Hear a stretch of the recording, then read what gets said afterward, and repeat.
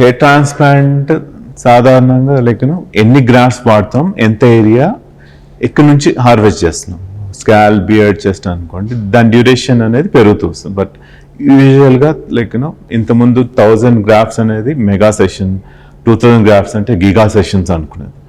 ఎఫ్ఈటి పద్ధతిలో ఇంతకుముందు అంత చేయడానికి ఒక రోజు పట్టేది.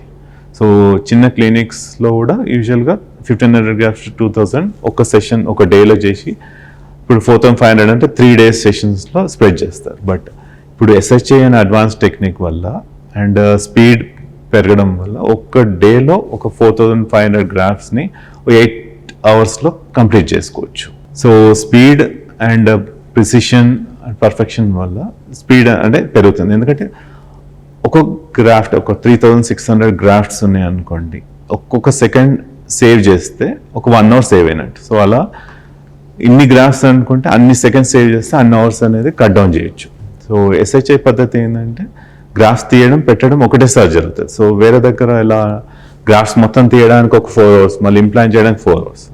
సో రెండు ఒకటేసారి చేయడం వల్ల ఆ 4 hours సేవ్ చేయడం వల్ల టైం అనేది ఫాస్ట్గా అయిపోతుంది. సో 6 to 8 అవర్స్లో 4000 to 4500 గ్రాఫ్స్ ఈజీగా చేయొచ్చు.